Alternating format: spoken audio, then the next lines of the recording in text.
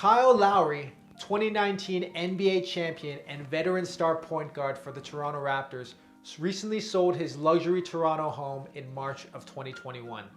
While I'm technically not allowed to advertise a listing, you don't need to dig hard to find out the financial details of the sale, including when and what he bought and sold the house for.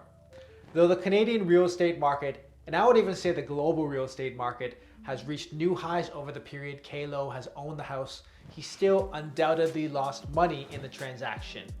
This begs the question, how much did Kyle Lowry spend over his ownership, and should he have just rented instead? What's going on, everyone? Jonathan Lee, real estate sales representative based out of Toronto here. It's the start of May 2021, and I gotta say, pandemic burnout is a real thing. I'm feeling it, everyone I'm talking to is feeling it, and it sucks, and we just gotta power on forward. Before we get to the rest of the video, do me a favor and hit subscribe and smash the like button. It helps with the algorithms. You can connect with me on social media, on Instagram at torontos.johnlee, on Facebook at johnaleeto. You can leave comments down below, or you can reach me on my website at johnleehomes.ca or through email at johnleerealestate@gmail.com. Now, without further ado, let's get into it. To start off, when dealing with purchases, hindsight is always 2020. So regardless of how the financials look, I don't want to be too critical on Kyle's decision by saying he made the wrong one. The one-year divorcee would never have gotten married had they known they'd be divorcing after a year. And same goes for the guy who had to relocate for work right after buying a house. Nothing is really fully known until it's known, and we can't time the markets, and as much as we try timing our lives, it often doesn't work out perfectly. At the time of his purchase in July of 2017, no one predicted the pandemic or that the Raptors would be playing in Tampa for the foreseeable future, which I'm sure is one of the main reasons of him deciding to sell his Toronto home. Still, the world of professional sports, though very lucrative, is notoriously precarious. Blake Griffin, former star of the LA Clippers, got traded only 7 months after signing a 5-year, $173 million contract with his former team. And this past March, we're fully expecting to trade Kyle Lowry to a title contending team, which is probably the other reason he decided to sell. At the time that he bought his home in July of 2017, though Kyle had just signed a 3-year, $100 million contract, his biggest payday to date, he had to have known that there was a possibility that he would not be finishing his contract with the Toronto Raptors. And therein lies one of the key factors in figuring out whether buying a home is the right decision. In real estate, one of the rules of thumb for making the decision to buy versus rent is the intention of owning a home for at least 5 years. In general, we expect prices to rise over time, but on the way up, prices tend to flutter up and down. And if you buy a home that you can own for at least 5 years, it will help shield you from experiencing a loss when it comes time to sell. Not only that, but with short ownership periods, the cost of buying and selling tend to surpass the higher costs of renting. Now, I say higher cost of renting because even though more money is coming out of your pocket with a mortgage payment, about 40% of your mortgage payment is going to pay down the principal, which you would get back once you sell your home. Versus renting, you don't get any of the money that you paid into it back at all. Now, one mistake that Kyle may have made is not considering the type of buyer that would be interested in buying his luxury Toronto home once it came time to sell. Kyle's home backed onto Highway 401, which is the largest highway in Toronto that traverses the length of the city. While that clearly wasn't a deal breaker for him, it probably would have been a deal breaker to a lot of regular home buyers, and having worked with luxury clients in the past, I can say that it would be a strong detriment to the property.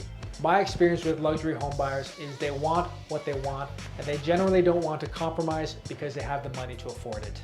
They would rather pay an extra 20 to 50% to get exactly what they want than to compromise.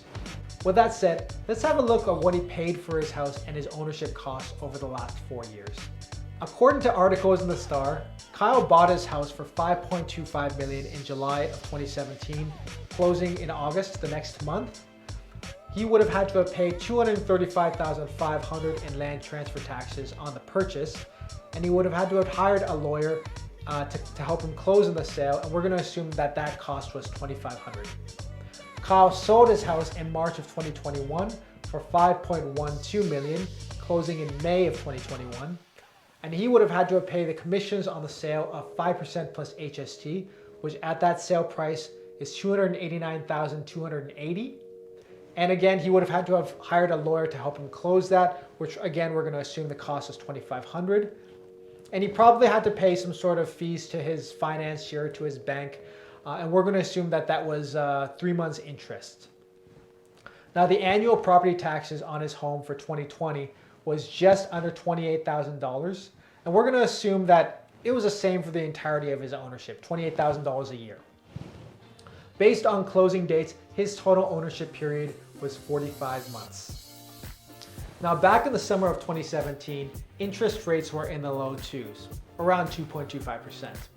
Now, let's assume that he paid 20% down and got a conventional mortgage from one of the major banks in Canada. This is important to note because Kyle Lowry almost certainly has a money manager, and though he could have easily paid cash for the entire value of his house, he almost certainly didn't, because he probably could have seen a return on the $4 million that was much higher than 2.25%. Making money becomes a lot easier the more of it you have, and so I'm guessing with that $4 million, he could have seen returns that were at least 10% or so, which is usually what investing in the stock market's return. So if we assume he paid 20% down, got a conventional mortgage at a major bank, his total cost of ownership looks something like this. So total interest paid on the mortgage over 45 months, $338,778. Land transfer taxes on the purchase price, $235,500. Commissions in the sale of his house, $289,280. Lawyer fees in both the purchase and the sale of his house, about $5,000. Property taxes over 45 months, about $104,843. The loss from the purchase price to the sale price, $130,000, and 3 months of interest, which probably would have been the penalty fee for when he broke his mortgage, $24,600. So his total costs over his ownership period, and this is excluding any of the utilities, and we do this because anywhere he rented, he would have had to pay utilities anyways. So his total cost is $1,128,001.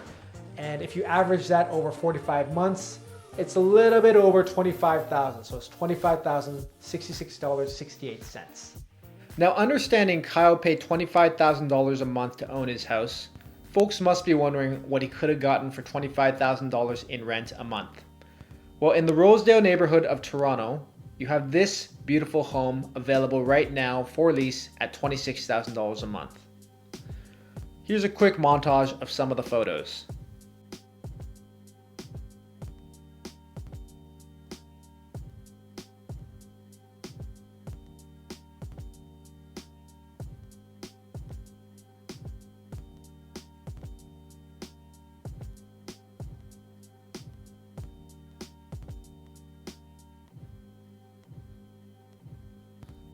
So it's a beautiful luxury home that's private, centrally located with an infinity pool off the back. Now I'm going to show you a quick montage of photos of 4 other homes that were leased out in the last year for under $25,000 a month. This one was leased out for $21,000 last fall.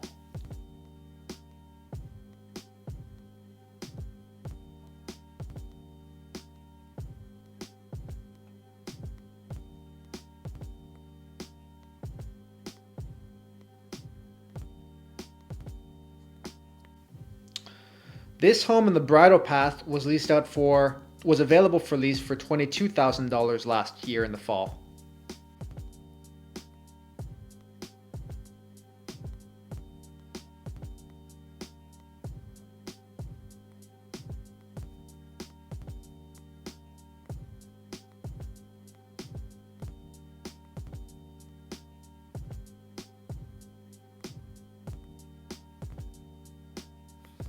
This home was leased out for $17,000 last year in the fall.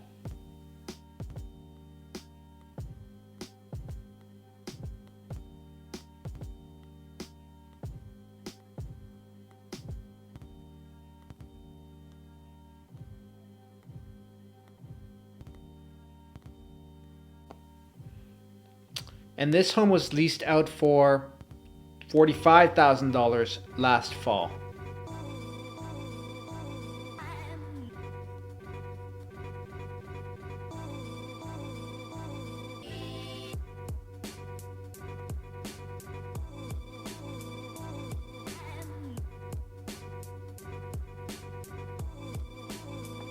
It's obvious that Kyle's Toronto home was comparable to these other luxury rentals. He could have saved maybe 8 to 12 months of homeownership costs had he rented versus buying by wrapping up his lease as soon as it was confirmed that the Raptors would be playing down in Tampa for the foreseeable future.